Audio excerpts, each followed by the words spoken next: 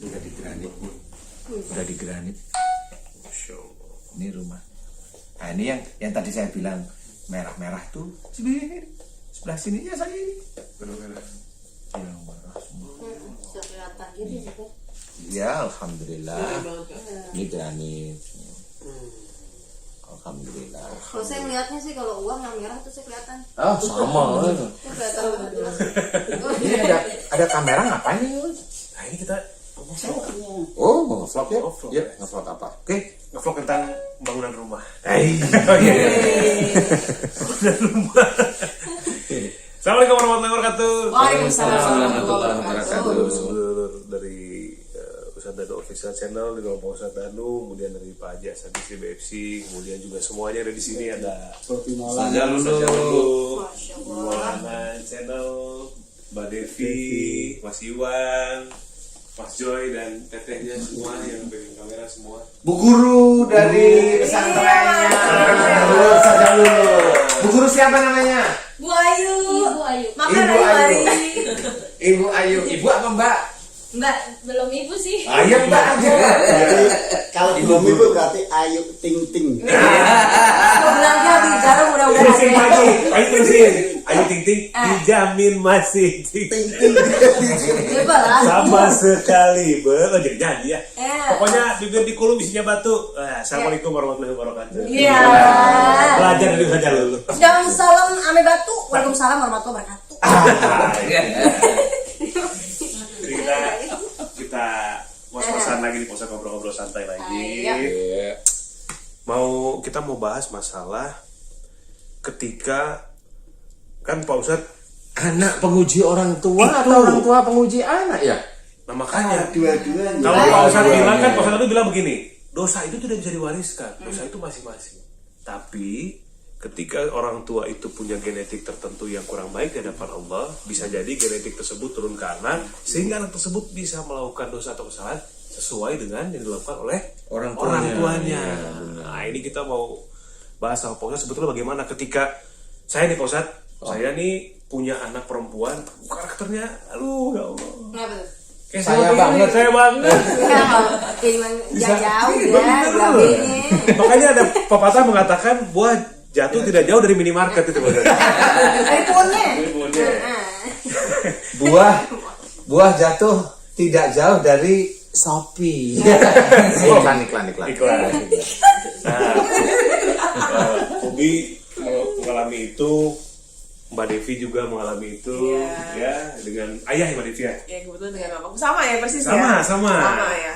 Punya sifat yang Persis banget. persis antara anak dengan orang tuanya, antara anak perempuan dengan ayahnya nih, Pak Ustadz, gitu. Nah ini kalau saya sih anak umurnya masih 6 tahun, tapi kan dari sekarang kalau tahu ilmunya kan lebih baik untuk bagaimana Iya, kita benar, bersikap sebagai orang tua. Nah, ketika memang anak dan orang tua punya sifat yang sama, tumbuh besar anak itu, sehingga akhirnya kan mirip nih karakternya Pak Ustadz, sama, akhirnya bentrok. Benturan. Nah, ini bagaimana nih Pak Ustadz? Apakah sebagai anak juga sebetulnya kalau dilihat kan salah sih, tapi kan dari orang tua genetik sifatnya. Iya. Orang tua juga pas marah ya sifatnya kan dari beliau. Nah, ini seperti apa Pak Ustadz? Memang kalau kita lihat kita kan lingkup dakwah ya, Ustazah Lulu juga dakwah, Pak Haji Hasan juga sama dakwah. Nah, sebenarnya gini, ada yang kita sering dengar kata-kata muhasabah, ya, istilahnya bahasa Inggrisnya evaluasi. Biasanya kalau kita itu evaluasi atau muhasabah itu biasanya kan untuk diri sendiri. Tapi untuk diri sendiri yang berhubungan dengan emosinya ini dan sebagainya. Tapi untuk diri sendiri rata-rata. Nah, padahal muhasabah itu petunjuknya itu banyak sebenarnya petunjuknya itu. Dari lingkungan sekitar, nggak taunya anak itu sifatnya mirip. Emosionalnya mirip, kakunya mirip, beli-beli apa itu mirip. Kalau pingin sesuatu mirip gitu loh Mas ya. Bener. Pokoknya kalau nggak diberi itu jengkel, habis itu panas dingin besoknya. Neler. Guys, saya juga nggak tahu nih, saya salah ngomong nih ceritanya. Saya salah ngomong sih sebenarnya. Saya nggak tahu.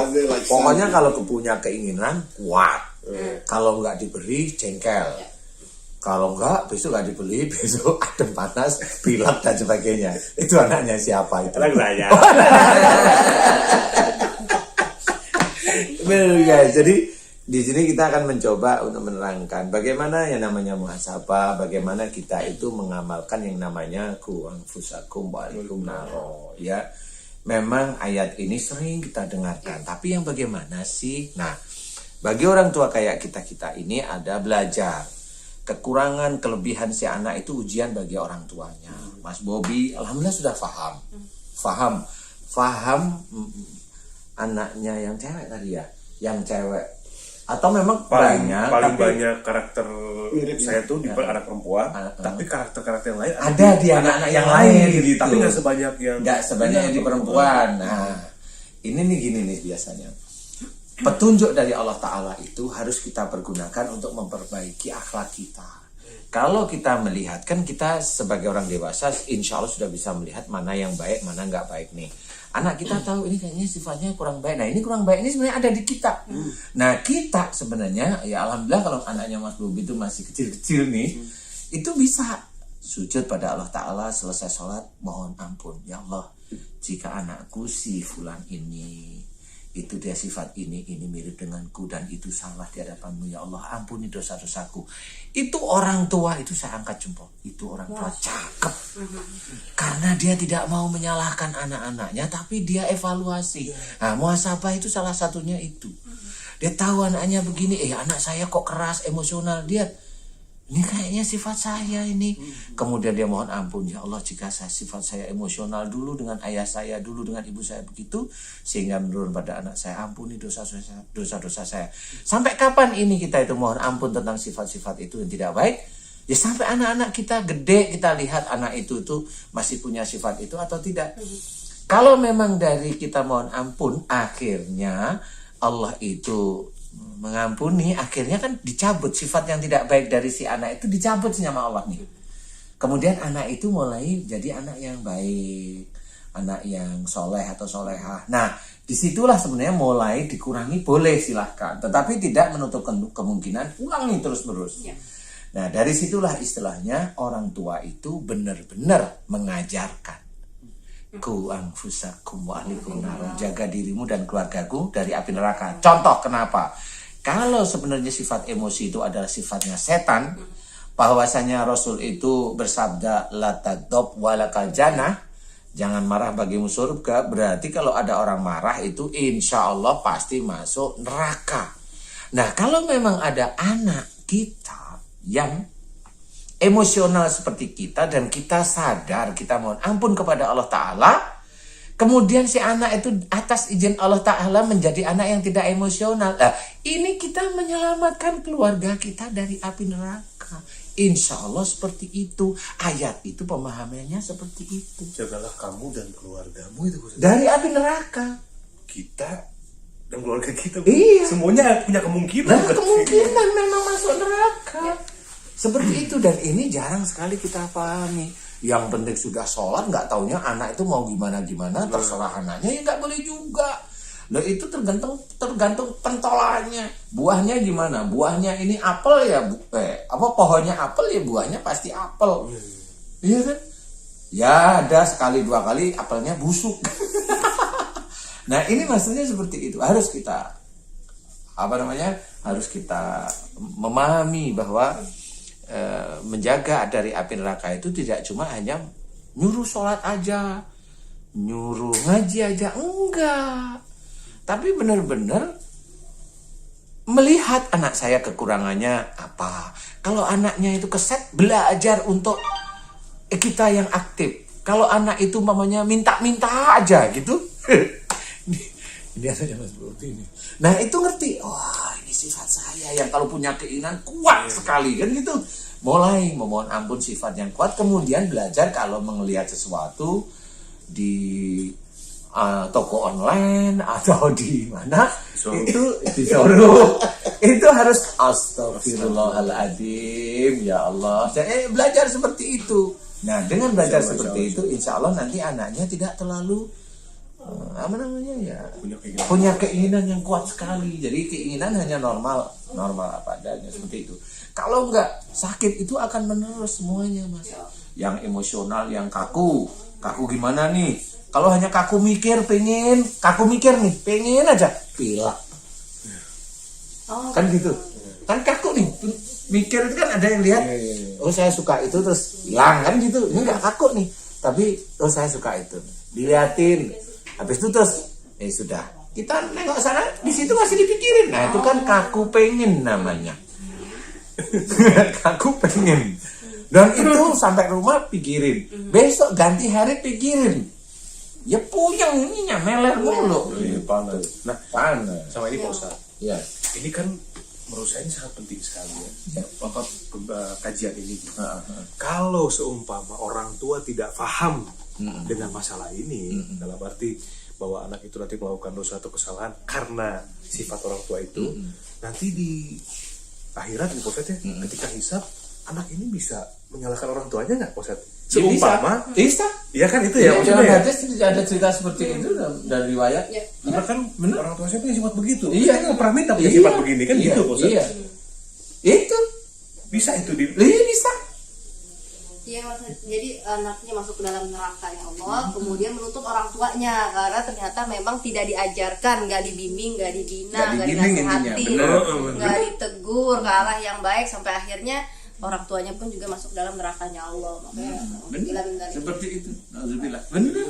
Jadi itu yang harus difikirkan. Jadi bukan hanya cuma ngajarin sholatnya aja. Enggak cuma ngajarin baca Quran aja. Enggak. Itu menurut saya yang penting banget itu sifat itu. Iya enggak. Semuanya penting. Semuanya Karena penting, kan Quran ini juga isinya akhlak kan banyak. Iya. Yang diabaikan. Contoh maunya yang diabaikan. Contoh nih. Allah menyuruh lintalahum. Lemah lembut kamu kepada mereka. Nih. Sebagai seorang yang belajar taat pada Allah Ta'ala, kalimat kecil ini itu buktiin, praktekkan. Lemah lembutlah kita kepada siapapun, tidak melihat orangnya. Mau banyak kita nih yang sering dakwah ya Ustazah ya, kita hanya melihat dia dakwah, kita baru hormat. Yang nggak dakwah disepelein, nggak bisa. Seperti umpamanya, Assalamualaikum Ustaz, dilihat siapa nih? Nggak dijawab. Ya Allah. Jangan senyum. Jangan senyum. Nah, kan malah senyum. Nah, kalau senyum itu berarti ngalamin yang begitu. Kan ngalamin ya. Kok bisa ya? Itu ada yang begitu kan, nggak sekali dua kali. Bener nggak ya saya ngomong ya, Mbak? Iya. Nggak sekali dua kali, bener? Iya. Nggak sekali dua kali. Iya, 2 kali lah. 2 kali lah ya. 2 kali berapa? Baru 2. Pagi dan sore. 4 Nah, kali 4. ini kan nggak boleh seperti itu. Kita tetap harus lemah lembut kepada siapapun. Tidak melihat kalau momennya ini pendakwah harus kita hormati atau ini satu level dengan saya. Kan enggak.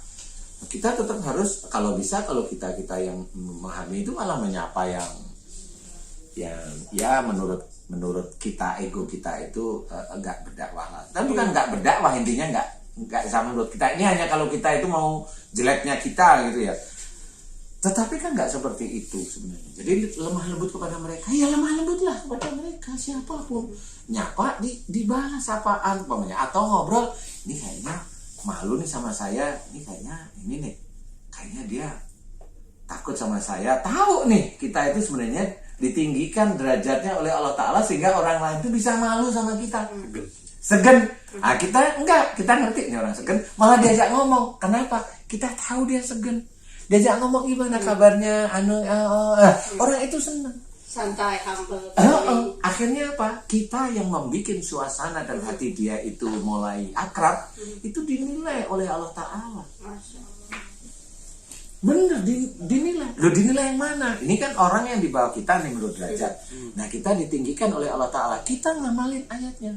Wa ibadur rahmanil ladina yamshuna 'alal ardi hauna. Apa artinya? Dan hamba-hamba Allah yang dikasihi adalah orang-orang yang berjalan di muka bumi dengan rendah hati. Nah, orang yang rendah hati itu apa? Orang yang dia dari sisi keilmuan ditinggikan oleh Allah Ta'ala, tapi dia tetap melihat orang lain itu kayak temennya, kayak sama. Dia tidak melihat dianya tinggi. Ini hanya ini masuk. Begitu, apalagi dengan orang tua kita yang sifatnya sama. Nah, kita kan paham kalau sudah begitu. Nah, kalau kita ingin menolong orang tua kita, ayo kita mencoba belajar taat pada Allah Ta'ala. Yang dulunya tadi kita cerita, kita disuruh lemah lembut kepada siapapun orang, kita nggak mau. Ini yang ngerti nih. Allah menyuruh fa'fu anhum. Maafkan mereka. Loh, ini kan harus jelas kenapa Allah menyuruh memaafkan. Berarti intinya begini nih. Berarti intinya kita yang benar dari suatu masalah, tapi Allah menyuruh maafkan mereka. Karena apa? Karena kebodohannya, karena ketidaktahuan ilmunya, keterbatasannya. Allah menyuruh kepada kita maafkan dia. Kita nggak mau. Loh, kan akhirnya begitu. Akhirnya kita sendiri yang Muslim itu malah nabrakin ayat-ayat Quran. Lah kalau kita itu nabrakin nggak mau dan kita berpaling dari ayat-ayat itu, dianggap apa oleh Allah Ta'ala? Dianggap apa coba? Dianggap Ati'ullaha wa rasul. Kita masuknya apa? Fa in tawallau, jika berpaling. Fa innallaha la yuhibbul kafirin. Astagfirullahaladzim. Kita harus belajar dari situ. Allah menyebutnya kafir, orang yang menutup. Nah, ini kan harus belajar. Oh, berarti benar kalau ada seseorang atau ayat Quran kita tahu, amalkan satu persatu, satu kata ayat aja amalkan, walaupun itu sebenarnya susah. benar. Nah, ini sehingga kita dengan tidak sadar kita melakukan perlakuan-perlakuan yang akhirnya dengan kedewasaan kita berani dengan orang tua melawan, orang tua memberikan nasihat nggak cocok dengan prinsip kita kaku dan sebagainya. Kan akhirnya malah jadi salah nantinya. Akhirnya orang tua dengan anak bareng-barengan dulu-duluan masuk neraka. Nauzubillah minalik. Aduh, itu maksudnya. Ubur-ubur di sungai liat, makanya hati-hati ya kita nyebur dalam maksudnya. Beli ketan ditahankan, balas kejahatan dengan kebaikan. Ikan cumi, ikan bawal. Artinya Enak itu. Bukan nama-nama ikan ya. Kalau saya ikan cumi, ikan hiu, itu nama-nama ikan. ya Allah. Kalau Mbak Devi kan sekarang ya istilahnya udah ngobrol sama Ayah, udah merasakan apa yang disampaikan oleh Pak Ustadz tadi, sama Bubi juga gitu. Nah, Mbak Devi tuh mulai sekarang tuh kayaknya mau membentuk seperti apa sih komunikasi dengan Ayah itu? Sebenarnya ya kebetulan aku mau cerita sebenarnya karakter papa itu ke aku kan memang sudah ada gitu, memang dari dulu. Namanya jangan disebutkan ya, Papa Iya, aja ya. Papa aja. Biar orang nggak tahu. Jangan biar orang nggak tahu apa aja. Nggak, aku juga tahu bapaknya siapa. Iya. Pak Haji Hasan itu. Tapi memang untuk merubah itu tuh nggak mudah, susah banget gitu, karena boleh dibilang hampir 20 tahun lebih ya, hampir 30 tahun. Nah, aku tinggal dengan papa dan akhirnya kebentuklah karakter-karakter yang memang biasanya berhubungan dengan si papa. Jadi pada saat crash itu kita tuh udah ketemu batu dan akhirnya aku merasakan sendiri akibat dari apa yang aku lakukan gitu ketika batunya papa itu aku lemparkan lagi ke papa gitu, dari amarahku, dari emosiku segala macam. Berusaha untuk bisa mengendalikan sejak aku alhamdulillah ketemu Pak Ustadz di siraman kolbu gitu, tahu poin-poin mana yang harus diperbaiki, terus seperti apa yang harus dikendalikan emosi-emosinya gitu. Dan mudah-mudahan sih buat pembelajaran sendiri ya Pak, karena aku merasakan kalau misalnya memang ada hal-hal yang tidak baik dari orang tua, sebaiknya jangan kita ikutin. Dan itu tidak mudah, benar-benar yang benar-benar harus bertentangan batin gitu, karena udah kebiasa kebentuk seperti itu hampir 30 tahun dan harus berubah jadi dengan pelan-pelan tuh ya butuh banget niat. Saya potong boleh Mbak Devi ya? Pak. Kesulitan yang begitu itulah yang sebenarnya harus kita pikirkan. Masuk surga itu sulit. Jangan dibilang gampang, sulit. Sama seperti merubah karakter jadi emosional, kaku, egois menjadi lemah lembut. Itu tuh.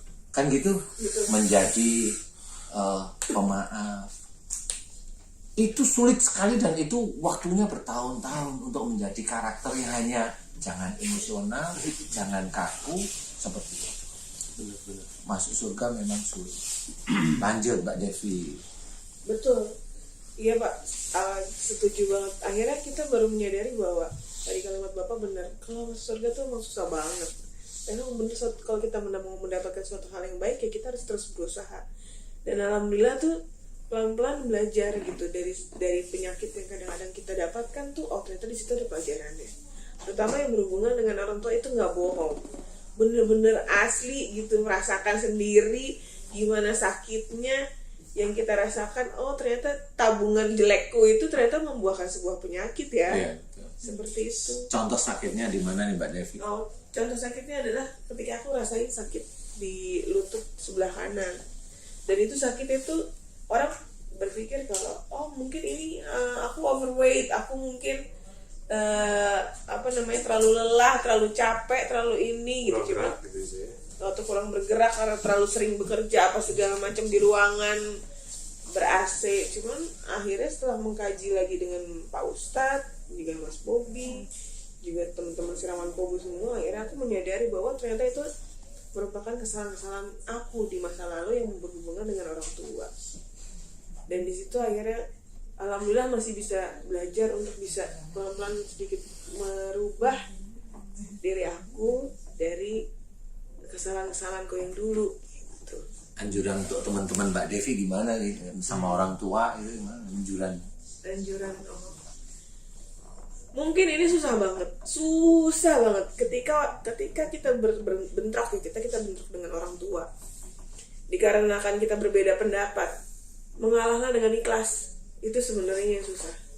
Karena kadang-kadang apalagi pas masa-masa muda ya Pak, masa-masa kita umur 20-an itu pas lagi gejolak-gejolaknya banget. Oh, aku punya target seperti ini, aku pengen diriku seperti ini, aku pengen cita-citaku kayak gini. Ketika orang tua memberikan masukan yang tidak sesuai dengan keinginan kita ngelawan. Gak bisa, aku kan bisa mah, aku bisa nih Pak, kayak gitu. Biasanya Itu seperti di lutut. itu. Nah itu di lutut Iya. persis insya Allah lutut kanan. Ya itu yang aku Ya, rasakan Pak, itu yang betul. aku rasakan gitu. Ketika aku bilang, Mama aku nggak mau jadi orang, aku nggak mau jadi. Waktu itu memang Mama menyarankan gini. Ketika kedua orang tua adalah seorang pegawai negeri, terus mereka bilang, kamu nggak mau kan jadi pegawai negeri? Enggak aku nggak mau kayak mama papa gitu. Padahal sebenarnya niat mereka baik, karena mereka pernah merasakan ada sisi baik dari menjadi seorang pegawai negeri. Ya buktinya sekarang mereka misalnya bisa menikmati pensiun apa segala macam. Mungkin dari sisi mereka seperti itu. Tapi karena aku pengen punya keinginan sendiri, aku pengen jadi seorang broadcaster lah apa segala macam. Yang alhamdulillah sekarang dijalanin dan alhamdulillah juga berhasil gitu loh, boleh dibilang. Sedikit berhasil. Can enjoy ya. Sesuai dengan keinginan ya. Itu berantemnya wah hebat banget Pak. Aku waktu itu sampai tidak ngomong sama papa itu kurang lebih sebulan. Itu kelas itu wah karena kita orang-orang Batu dengan karakter yang sama. Aku mau ini, jangan, kamu nggak boleh itu. Kita duduk di meja makan itu tidak ngomong satu hal pun. Sampai ibuku bilang, ayo kamu minta maaf sama papa. Aku diam. Papa, ayo kamu sama anaknya dong, nggak boleh seperti itu. Diam, karena kita punya karakter yang sama. Kalau marah, diam aja. Itu berlangsung selama sebulan kita nggak ngomong. Kuat ya. Iya. Nah, kalau saya nggak bisa minta duit tuh nggak ada gitu. Jadi komunikasinya lewat oma. Kuat tuh. Nah si mama itu ini mungkin yang akhirnya buat aku sakit ya Pak. Maksudnya aku sampai sebesar itu marahnya. Kita berdua sampai sebesar itu marahnya. Untuk papa bisa menerima apa keinginan aku dan aku bisa membuat papa menerima keinginan aku. Berarti itu ada unsur memaksa. Ya. Betul ya. Betul. Itu kekakuan tuh bener. Iya. Aduh. Ini Iya. lututnya Ustaz Dalul nggak sakit? Lutut nggak sakit, kantong sakit gitu. Tapi harus juga banyak episode saya. Langsung dong. Ada tamu bawa mudah-mudahan Siraman kita ketemu di episode besok-besok. Laris manis Tanjung Kimpul. Cari suara habis, yang penting duit ngumpul.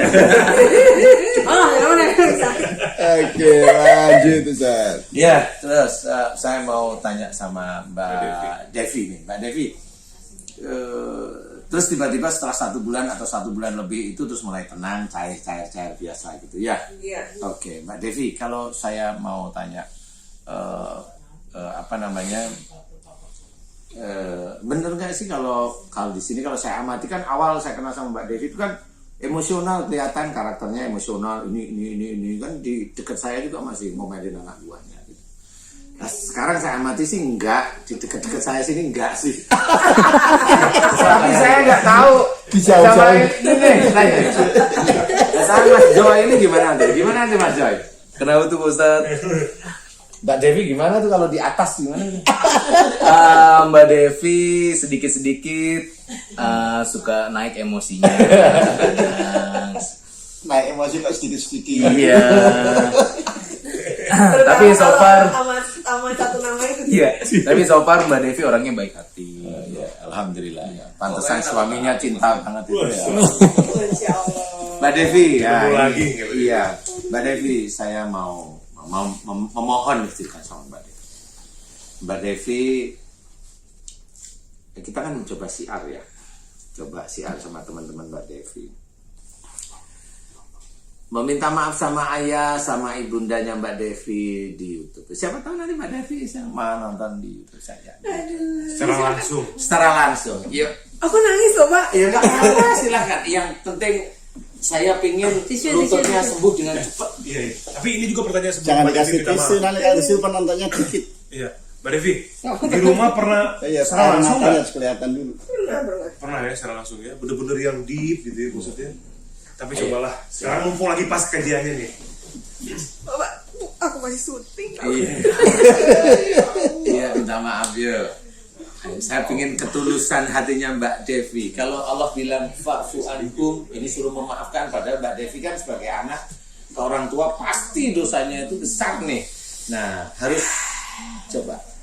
Kasih tonton videonya nanti sama orang tua.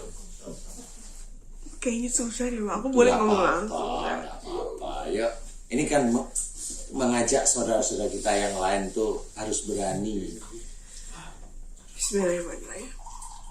Pada ayahnya khususnya dibilang satu-satu kayak tadi yang di meja makan itu kan jadi ingat terus. Iya. Coba jadikan itu kalimat meminta maaf. Papa, Mama, jika selama ini aku banyak banget salah, banyak banget ngelawan, banyak banget gak dengerin omongan Mama Papa. Aku meminta maaf sama Mama Papa, ikhlas lillahi ta'ala. Amin. Mudah-mudahan dari semua kesalahan aku, Mama atau Papa mau memaafkan ya. Amin Allah. Udah, Pak. Aku paling gak bisa soalnya. Iya, alhamdulillah, mudah-mudahan benar-benar permintaan maaf Mbak Devi sama ayah sama ibu diterima dan juga akhirnya menjadi catatan kebaikan di hadapan Allah. Amin ya. Amin. Tapi saya ingin tahu nih lututnya yang dirasakan Mbak Devi yang tadi dengan sekarang kan mencoba tulus sampai keluar air mata nih. Tapi saya ingin tahu jujur ini di depan teman-teman yang ingin melihat atau mengamati bahwa kita tidak main-main. Insya Allah kita dakwah, insya Allah tidak ada bohong. Ya Mbak Devi, saya mau tanya kaki yang sakit yang sebelah kanan gimana? Enak, Pak. Long, Iya, beneran. beneran. Tadi pagi sampai dari kemarin nggak bisa jalan, Pak. Makanya coba bilang sama teman-teman ini. Alhamdulillah udah enak banget. Kaki kemarin tuh aku sempet sampai keseret-seret gak bisa jalan. Tapi sekarang udah enak sih. Alhamdulillah. Ayo berdiri. Aku berdiri. Berdiri. Ustaz dulu jangan digandeng ya. Udah sih alhamdulillah ya Allah beneran loh. Ih beneran Pak, aku nggak mau. Bener. Iya bener Pak. Enak banget. Tadi kan jadi masih Iya, Masih tadi begini, masih Mbak. keseng-keseng tapi sekarang udah enak kan ya. udah enak. Alhamdulillah. Beda kok Pak Ustadz sama yang tadi. Oh ya. Tadi kan masih syuk. Oh gitu. Langsung. Udah ngelihat. Kelihatan ya? Saya memang benar. Nah, disinilah kalau Mbak Devi kan bisa ngerasain, Mas Bobi yang lihat ya. Ada yang hilang dari lututnya. Nah, di sini sebenarnya terbukti bahwa permintaan maaf yang tulus, ya, dengan benar, ikhlas, meminta maaf itu berdampak. Jadi sebenarnya sakit itu memang benar kata Allah dalam Quran. Wa ma sabakum min musibatin fa bima kasabat aydikum. Apa saja musibah yang kau terima itu disebabkan buah tanganmu sendiri. Dan kita mencoba mencari, menggali sakit yang sebenarnya ada di lututnya Mbak Devi. Dan Mbak Devi tahu itu titiknya di titik itu tadi. Kemudian meminta maaf, hatinya di titik itu tadi, di titik pada saat marahin sama ayahnya itu. Yang di situ Mbak Devi itu merasa benar waktu itu. Ya memang pada waktu itu Bapak juga agak menekan kali ya, tapi Mbak Devi juga sudah dewasa, sudah punya keinginan. Nah, tapi ya salahnya marah itu tadi. Nah, akhirnya meminta maaf sampai tadi keluar iler, keluar air mata. Pak Ustadz.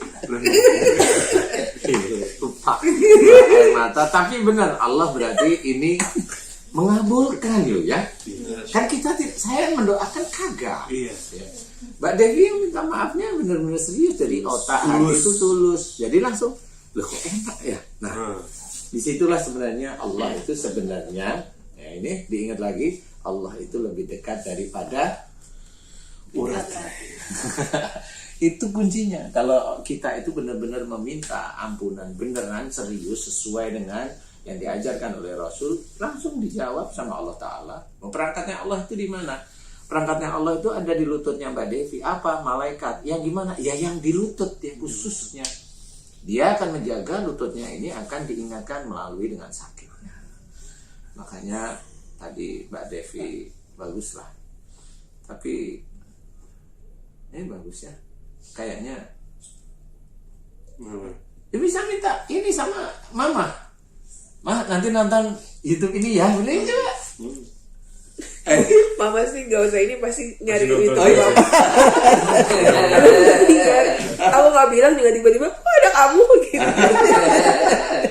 Kok ada kamu lagi makan kerupuk? Ini juga Pak Ustadz dengan pelajaran demi pelajaran yang udah, alhamdulillah saya nyantri di sini udah 1,5 tahun lebih ya, alhamdulillah. Khusus yang kajian ini, tema ini, saya mempelajari ini memang dari awal-awal saya masih ceramah kolbu. Dan saya coba untuk melihat itu di orang tua saya, saya tuh pengen. Saya benar-benar meyakinkan lagi karakter yang mana ya saya tuh. Gitu. Saya lihat papa, mama, kemudian saya bandingin. Oh, saya udah nemu nih. Ada satu lagi karakter yang bukan sifatnya mama sama papa. Tentang. Waduh, sama mama itu. Sama siapa? Bercanda ya. Kita sebagai anak ya Pak Ustadz, sebagai anak boleh kita mendoakan kedua orang tua kita, karena kan kita paham nih, gitu kan? Pasti juga mungkin sedulur-sedulur juga udah mulai paham bahwa, kayaknya saya nih ibu saya banget nih, saya nih bapak saya banget nih.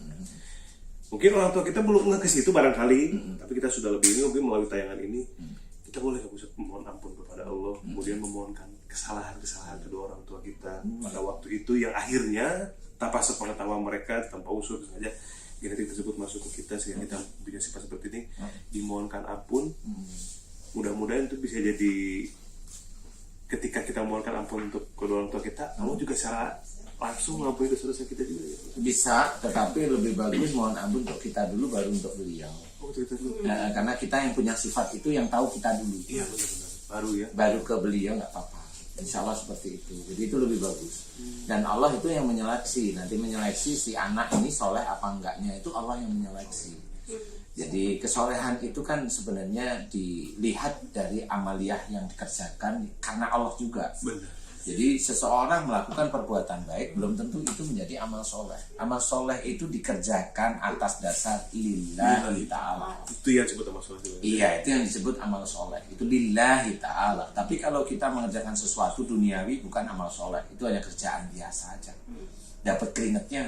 Kalau Ustazah dulu tadi bilang dapat Duit ngumpul lagi. Tapi belum masuk transferannya sih. Oh boleh ya? Bilang sama Haji Hasan. Haji Hasan tipis-tipis nih.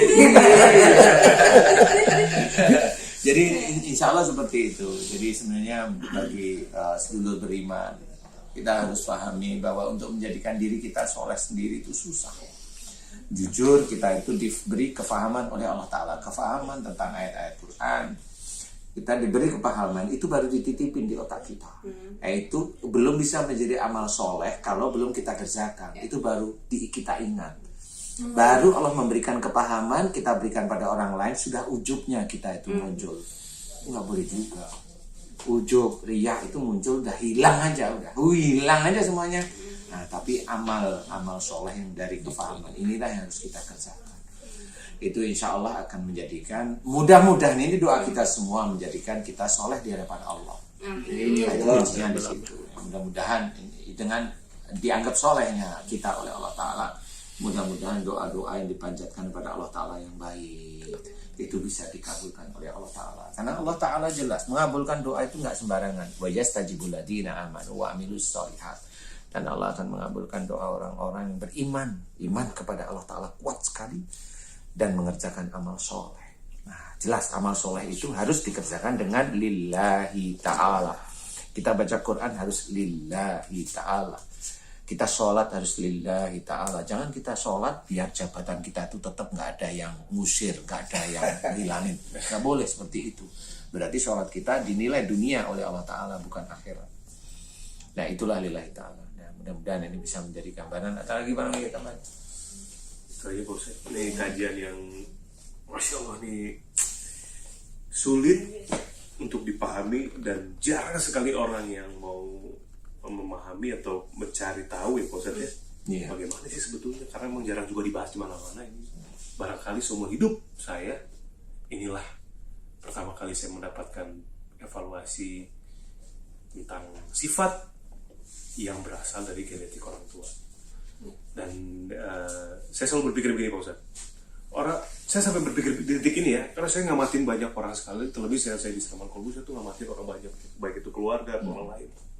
Orang itu menurut saya, sebelum kita ngobrol lebih dalam masalah ini ya, sifat itu tidak akan pernah berubah, karakter tidak berubah. Yang berubah itu kelakuannya aja. Contoh misalkan ini, ada orang tua atau siapapun itu yang suka main tangan gitu ya, pakai alat klepak gitu. Mungkin di usia-usia 50 ke atas dia tidak akan main tangan lagi, itu kelakuan kan. Tapi sifat atau karakter temperamen itu tidak akan pernah berubah. Tapi dari kajian ini saya berpikir bahwa mudah-mudahan kita sebagai anak yang paham itu bisa mendoakan diri kita sendiri. Jika kita punya sifat seperti itu, kemudian mendoakan orang tua kita, karena mustahil bagi manusia, tidak mustahil bagi Allah itu. Iya benar. Mudah-mudahan kita semua senantiasa dalam Allah Subhanahu wa Ta'ala ya. Terima kasih Pak Ustaz untuk kajian yang begitu luar Terima kasih biasa. banyak Ustaz. Mudah-mudahan bermanfaat untuk semua. Mbak Devi, salam buat Papa Mama. Saya paling seneng, insya Allah mudah-mudahan kakinya nggak nyeret-nyeret lagi. Itu dia. Gitu. Alhamdulillah. Amin. Nanti mungkin diseret-seret ke mall ya. Pilek nanti pilek. Banyak mikir. Iya. Terima kasih. Sama-sama. Dan sampaikan Insya Allah mudah-mudahan kita senantiasa mengamalkan hadis Rasulullah, biru abaukum tabirukum abnaakum, berbaktilah kalian kepada orang tua kalian, niscaya kelak anak-anak pun juga akan berbakti kepada kita semua ya, senantiasa jaga bakti pada orang tua insya Allah. Pokoknya burung tekukur nganyut di kali, sama orang tua mah kudu akur sekali ya. Makan bakso sambil sweet hubungan kita mudah-mudahan bisa so sweet. burung tekukur yang nyetik kali. Aduh. Innalillahi. Ya. Udah nganyut itu. Ketemu lagi semuanya, saya Assalamualaikum warahmatullahi wabarakatuh. Waalaikumsalam warahmatullahi wabarakatuh.